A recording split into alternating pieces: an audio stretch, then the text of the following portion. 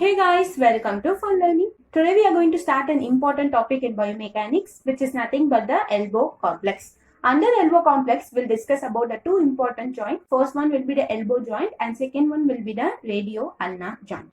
And in this video, we are going to discuss about the elbow joint in detail. With no further delay, let's get started. In order to remember the subtopic that we are going to discuss under the elbow joint, you have to remember the mnemonic TALC F.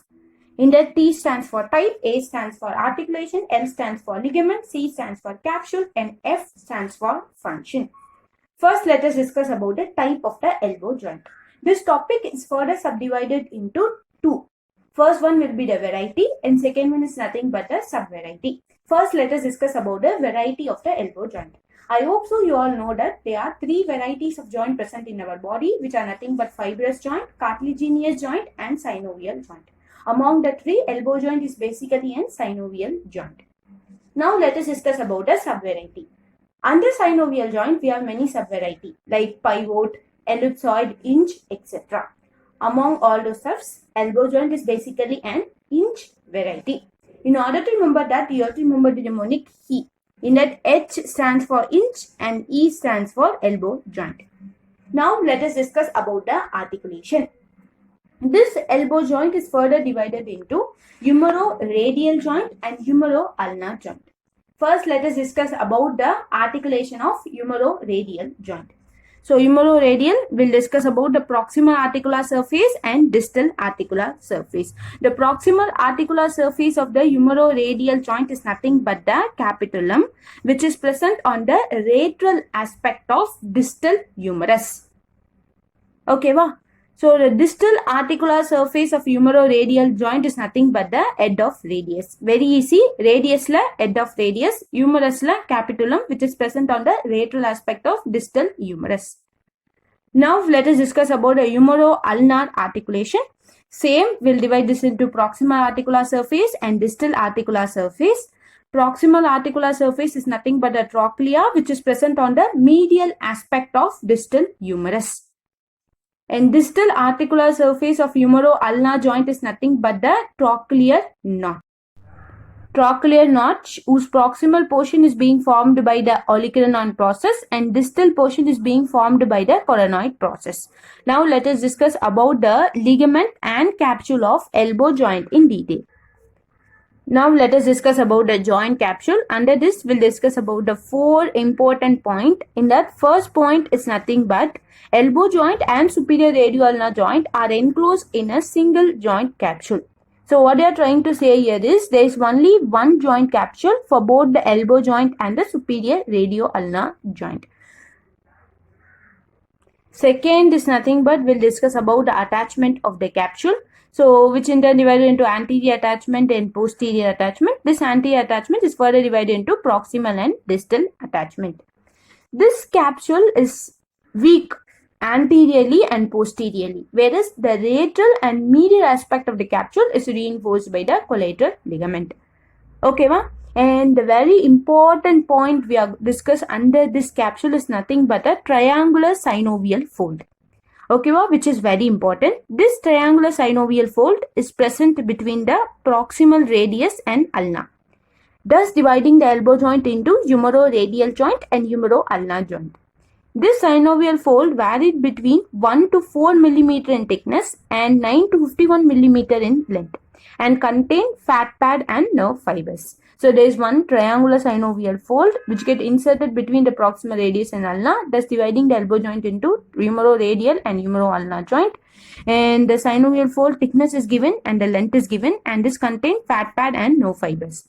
So, hypertrophic triangular synovial fold. So, whenever this triangular synovial fold increase in size, that result in a lateral epichondrialgia. That is nothing but the pain on the lateral aspect. Now let us discuss about the ligament of the elbow joint. So there are two ligaments that are present at the elbow joint, which are nothing but the medial collateral ligament and lateral collateral ligament. In order to remember the subtopic that we are going to discuss under the ligament of the elbow joint, you have to remember the mnemonic FADE. In that, F stands for function, A stands for attachment, and D stands for division. Medial collateral ligament is further subdivided into anterior fiber, posterior fiber and transverse fiber. Now we are going to discuss about the attachment and function of all these three fibers in detail. First, let us discuss about the anterior fiber of medial collateral ligament. So medial அப்படினா so humerus and ulna அப்படின்னு பிரியும். So medialனா we have ulna bone that is present on the medial aspect of forearm இல்லையா. So proximal attachment அப்படின்ற போது will discuss about the humerus. Distal attachment அப்படின்ற போது will discuss about the ulna. So the anterior fibers of medial collateral ligament get attached proximally to the round area on the flat portion of anterior and inferior aspect of medial humeral epicondyle. Okay, wow. Distally, the anterior fiber of medial collateral ligament is attached on the coronoid process of ulna. Some fibers crosses the coronoid process and inserting further distally on the proximal and medial aspect of ulna. So the function of anterior bundle of medial collateral ligament is nothing but it primary act as a restriction to valgus stress. So as it is present on the medial aspect, this will restrict the lateral force, excessive lateral force, which are nothing but the valgus stress. So now let us discuss about the attachment and function of posterior bundle of medial collateral ligament in detail. So this is in turn divided into proximal attachment and distal attachment. Proximally, the posterior bundle is attached to the posterior aspect of medial epicondyle of the humerus. Whereas distally, it is attached to the coronoid and olecranon process of ulna. The function of posterior bundle is nothing but as it is present posteriorly, this will limit the elbow extension. Now let us discuss about the attachment and function of transverse fibers in detail, which is also known as Cooper's ligament. This extends between olecranon and ulnar coronoid process. And the function of transverse fibers is to keep the joint surface in approximation. Okay, now let us discuss about the lateral collateral ligamentous complex, which include lateral radial collateral ligament, lateral ulnar collateral ligament and the annular ligament. Lateral radial collateral ligament extend from the lateral epicondyle of the humerus and merge with the annular ligament. So radial collateral ligament, proximal attachment is nothing but the lateral epicondyle and distal attachment is nothing but the annular ligament. Lateral ulnar collateral ligament, proximal attachment is same, lateral humeral condyle, whereas distal attachment is nothing but the lateral aspect of ulna and also it merges with the annular ligament. Now let us discuss about their function. Now let us discuss about the function of lateral collateral ligamentous complex in detail, which are nothing but it stabilizes the elbow against varus torque. As it is a ligament which is present on the lateral aspect, this will restrict the medially directed force. Stabilizes against combined varus and supination torque. It reinforces humeroradial joint and help provide some resistance to longitudinal distraction of the articulating surfaces. Stabilize the radial head, thus providing a stable base for rotation. Prevent the subluxation of humero-ulnar joint. It prevents the forearm from rotating off of the humerus in valgus and supination during flexion from the fully extended position. Now let us discuss about the last subtopic of the elbow joint, which are nothing but the function. Here first let us discuss about the axis of motion at which flexion and extension of elbow occur. For elbow flexion and extension is centered in the middle of the trochlea, a line that intersect the longitudinal axis of the humerus. So I hope so you can see this diagram.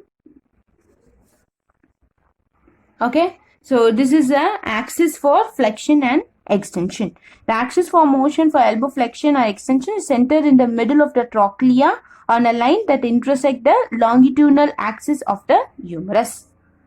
Okay, now let us discuss about the mobility and stability. A number of factors determine the amount of motion that is available at the elbow joint. So there are 4 factors here. First one is nothing but the type of motion.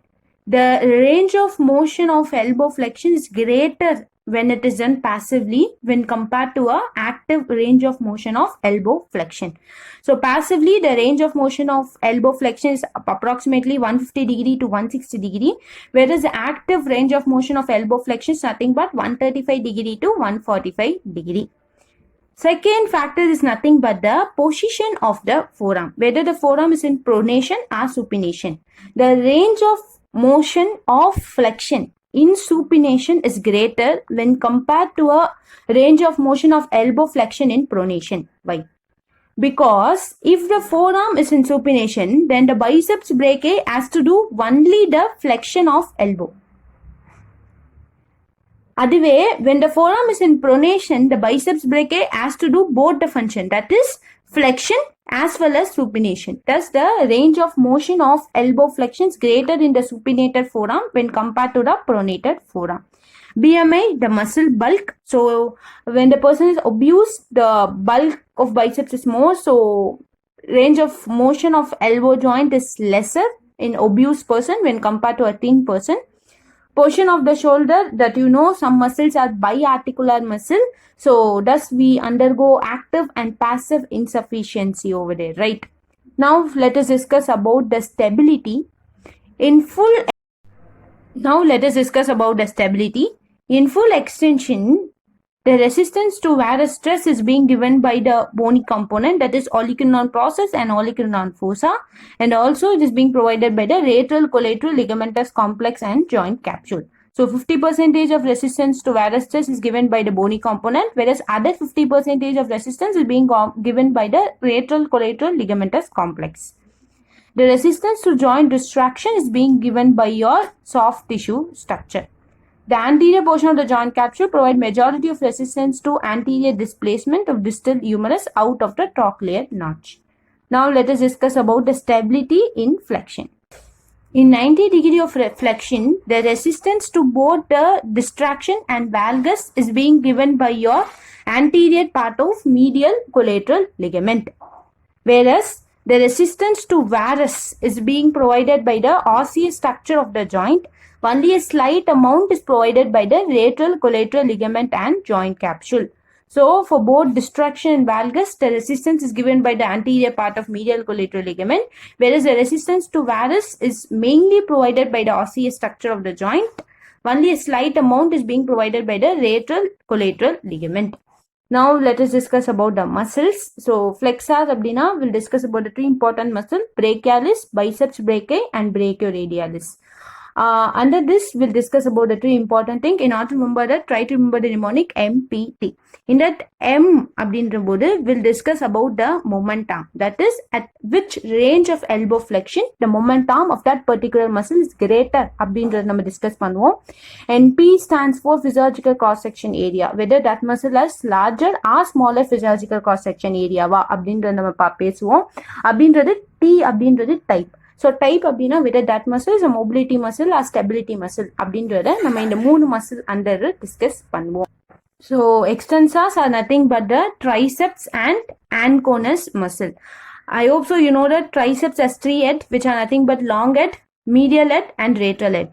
The wrong head of triceps is nothing but the biarticular muscle, whereas medial and lateral head is an uniarticular muscle. Okay va? Uniarticular, lateral and medial head of triceps will contribute approximately 70 to 90% of the elbow extension torque, whereas anconus muscle will contribute 15% to the elbow extension torque.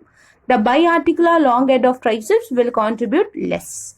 Okay, with this I'm completing today's video. Thanks for watching. If you like this video, please subscribe to my channel. Stay home, stay safe.